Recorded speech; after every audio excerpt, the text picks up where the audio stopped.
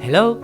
So this is my last video in a series on how I tackled a lot of issues from my first prototype of a 2D in 3D platformer. We've already solved all of them in the previous videos where we talked about the snapping pieces system, the level tube, and ribbon white boxes. And that really solved all my issues and laid out a nice foundation for creating my game with twisted platforms. But now we're confronted with a new issue. We need a camera controller that can actually show you what's ahead of you, so you can actually play the level with no friction. Let's look into that. My name is Álvaro Pérez, and this is the 5th devblog of... well, it still doesn't have a name yet. So right now I can already create very complex platforming levels with a warp space, at least for basic platforming, running, jumping, etc. But this warping of the space brings in another problem, the camera. In a 2D context, you can just snap the camera to the player character and call it a day, or maybe just make it a bit more sophisticated and tweak the framing. But once you introduce twist, there are situations in which you have problems seeing what's ahead of you. So while there's probably tons of work left to do here in the long run to get the camera just right, I tried to tackle this issue. The first step was to recreate something similar to Unity's Cinemachine into Godot. I know there are some Cinemachine-like packages for Godot, but I wanted to have control of the math myself. The quick summary is this: subjects can be added to the camera along with some parameters, including a dead zone, the desired framing of the subject in the viewport, and a soft zone, which is the area where the framing is still accepted but not ideal. So a framing that places a subject outside the soft area means that subject would be badly framed.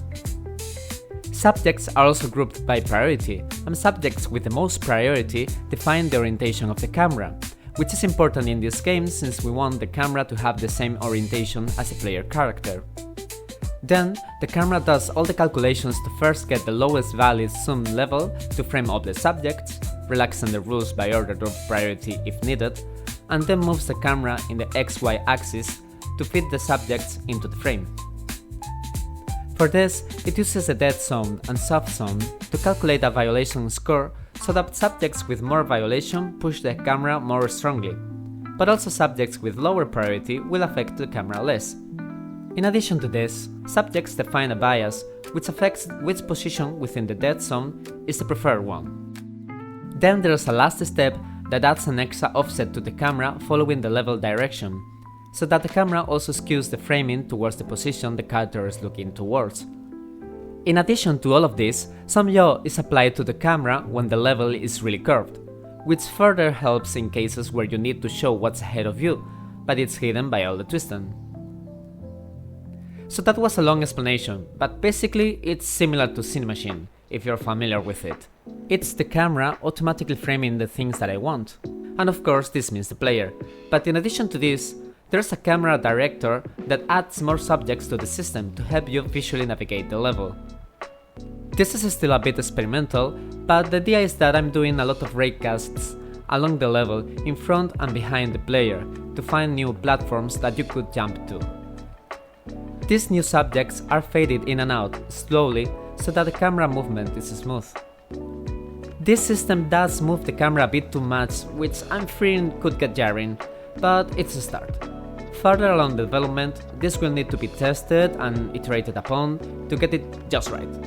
It's all on me for deciding to create weird platforming. It does come with a weird camera controller.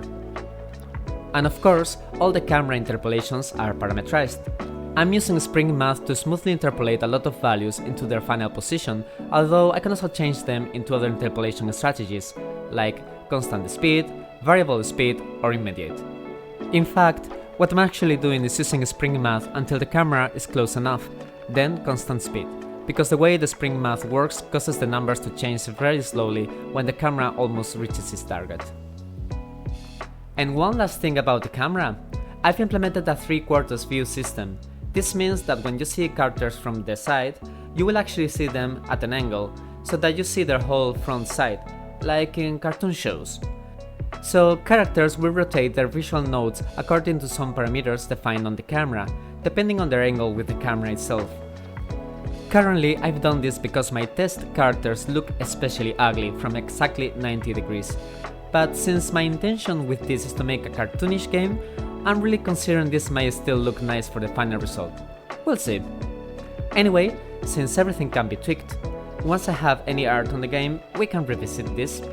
So far I have this special level in which I can test how characters look from every angle. So that was a lot of features in these 4 videos. In this series, we explored the snapping pieces system, the level tube, the ribbon pieces, and now the camera. Now the platforming is looking much better than in the first prototype, and it really feels like a solid engine to start building a game from. So what's next? Anything, really.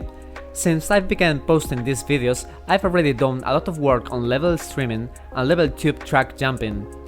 More on this coming soon. And of course, there's the fact that this is all programmer art and there's no theme yet.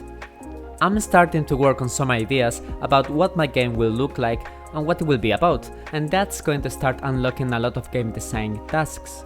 I need to make a lot of decisions now. Does my game have health and damage? Chances are it won't, actually. We saw a fire mechanic in the prototype. What more hazards should I implement? What will the character be able to do other than move around and jump? Now things are getting exciting. This was just a prototype that answers the question, can I build it? And the answer was yes. Now I need to work towards a prototype that asks the more canonical prototype question, is this going to be fun? Or at least, can I play it and don't feel like it's rubbish? Since my philosophy is more about making this for just myself. And about the art, we'll see. I can draw a little, so I can make some crude concept art, but I need to learn the 3D pipeline. The Assassin's Creed ads is exciting, but since I'm currently in between jobs, I'm focusing more on the technology. That way, these videos can also be sort of my portfolio. The art can come later. But I had a lot of fun creating this. I'm very proud of the state of the project right now, and I learned a lot of things creating it, so it's been a great experience so far. Thank you for watching, my name is Álvaro Pérez, and this was my 5th Devblog. See you in the next one!